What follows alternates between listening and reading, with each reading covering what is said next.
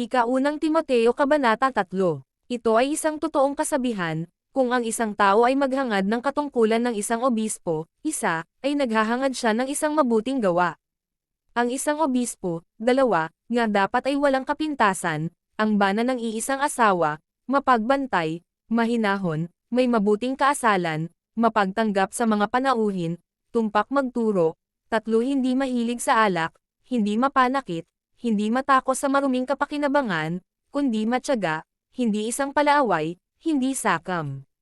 Isang namumunong mabuti sa sarili niyang bahay, na ipinapailalim ang kanyang mga anak ng may buong paggalang.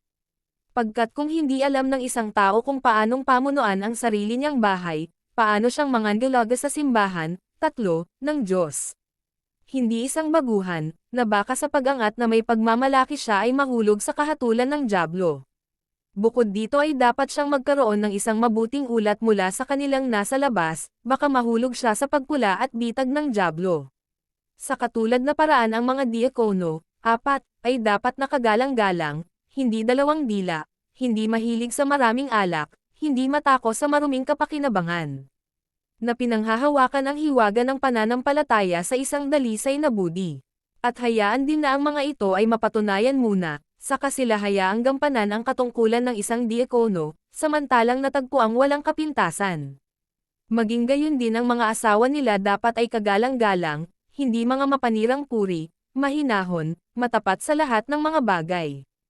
Hayaang ang mga diakono ay maging mga bana ng iisang asawa, na pinamumunuan ang mga anak nila at ang mga sarili nilang bahay ng mabuti.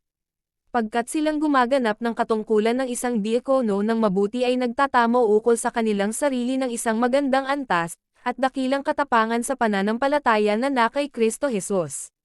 Ang mga bagay na ito ay isinusulat ko sa iyo, na umaasang makakarating sa iyo sa madaling panahon.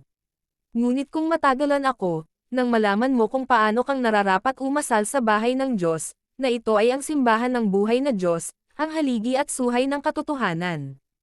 At walang pagtatalunan dakila ang hiwaga ng pagkamaka-Diyos, ang Diyos ay nalantad sa laman, inaring ganap sa espiritu, nakita ng mga anghel, ipinang-aral sa mga hentil, panyanalagan sa sanlibutan, tinanggap pataas patungo sa kaluwalhatian.